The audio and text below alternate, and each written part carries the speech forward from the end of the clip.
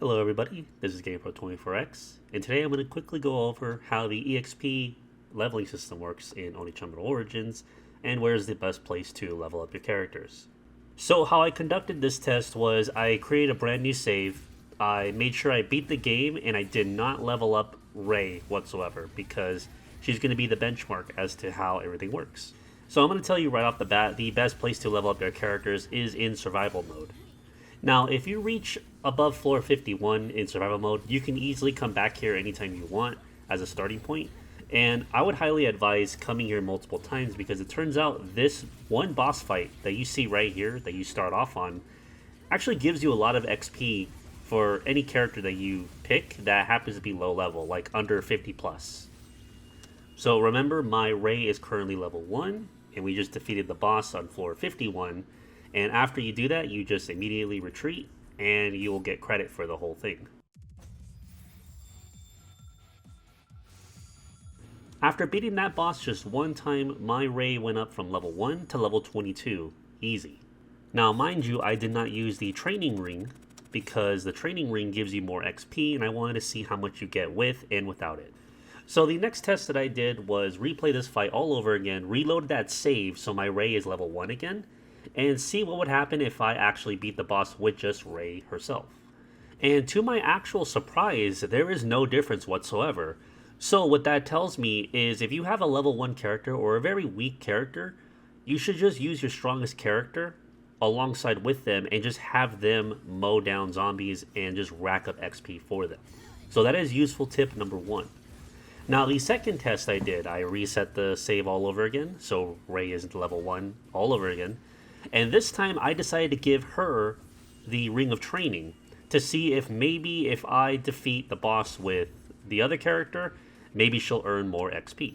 And to my surprise again, it turns out that if Ray has the ring on, she does not gain the benefit, even though the ring states that you will earn more XP to whoever character is wearing it.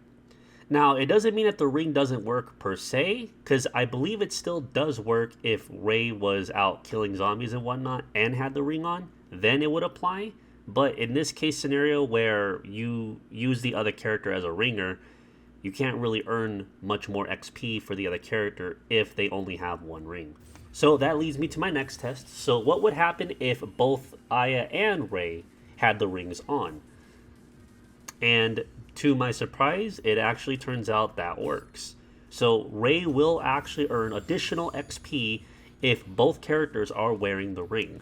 Which is kind of strange because obviously both characters don't need to be wearing the same ring to get the benefit. You could always put your ring on the third character that you're not using and still gain the double pairing ring buff.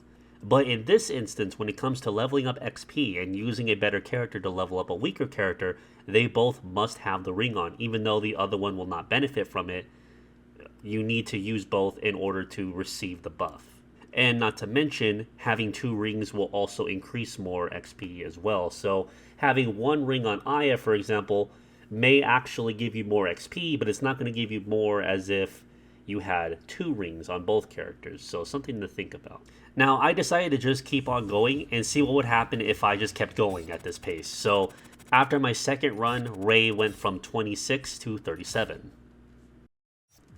On the third run, Ray went from 37 to 46. On the fourth one, she went from 46 to 54. Now, this is the fifth run, but I decided to actually demonstrate how fast you can actually beat this boss. Now, to preface this, this is a freshly beaten save file, and I do not have every single ring. I don't have the best attack rings.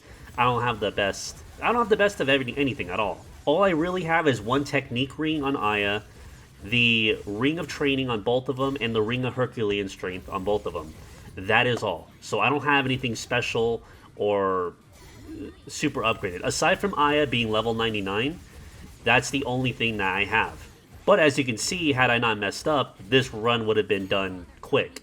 So this is like a 1 to maybe 2 minute run every single time, and every time you're getting at least over 15 levels with Ray. So that's why I left this segment in here to quickly demonstrate how quick this can be done and how fast you can really level up Ray or Saki if you decided to not really touch her when you got her.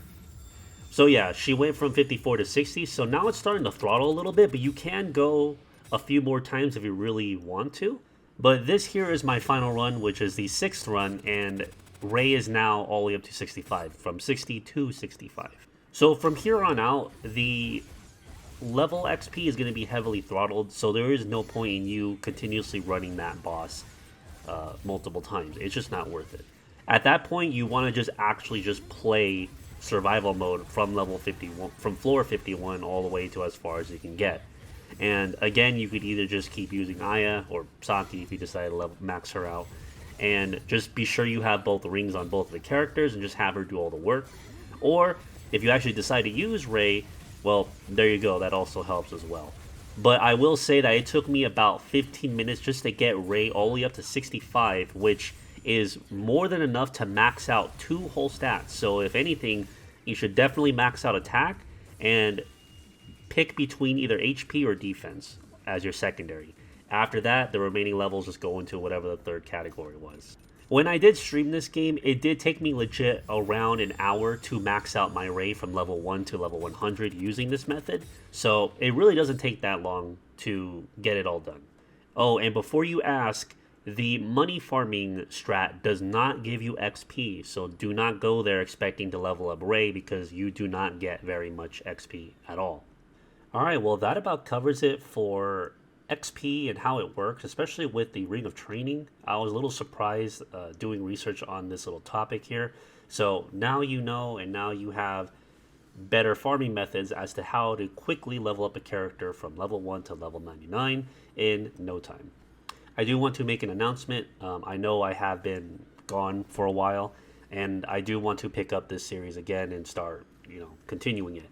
However, I do realize I still have a lot of videos left on Oneechanbara Origins, so I decided, okay, let me at least finish off the base groundwork of all the all-around helpful tips and guides, which this was my final one, because there's really no more additional info aside from boss tips and whatnot, which that can come up much later.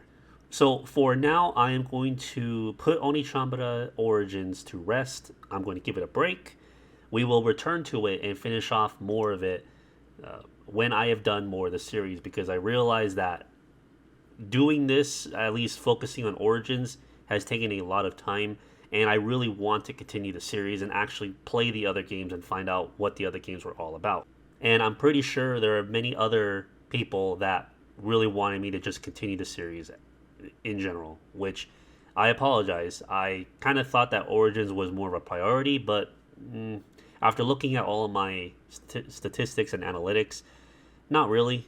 I mean, the guides are there, they do help some people, but they're not as big of a priority as actually covering the main games. Not to mention the motivation factor on my behalf is also I just want to get this done. I just want to make the next video. I just want to make the next video. I just want to hurry up and just get this done. And that's not really a good mentality to go into making a video series. So I want to, again, put Oneechanbara Origins on the shelf just for a little bit so I can focus on the rest of the series, which is something I know a lot of people have been waiting for. So without further ado, the very next video in the Oneechanbara series that I'm going to cover is the next game, Oneechanbara Bikini Samurai Squad, or as it was titled in Japan, Oneechanbara Vortex. And the follow-up game after that would be Oneechanbara Bikini Zombie Slayers, which, even though it looks like it's a port, it's actually a sequel, but we'll get to explaining its obscurity when we get there. Now, tomorrow the Ninja Gaiden Master Collection comes out on Steam, along with No More Heroes as well. So I definitely will be streaming Ninja Gaiden for a little bit, because Ninja Gaiden is my all-time favorite hack and slash game, and I am finally glad that they are porting it to Steam. So I definitely want to at least get my hands on it, play on it for at least a day or two, just a day or two. After that, I will do a stream of Oneechanbara Bikini Samurai Squad on the 360. So hope to catch you guys on those following streams coming up. And before I go, I want to quickly shout out my Patreons and my Twitch subs, Identity Glitch and Watch TV 45. Thank you guys for supporting the channel, and thank you guys for showing up the last time I streamed the other day. It was very thoughtful. I appreciated it. All right, everyone. Well, strap yourself in. June is upon us, and Oneechanbara, the series, is going to continue. So, this is GamePro24X, and I'll see you guys on the next one.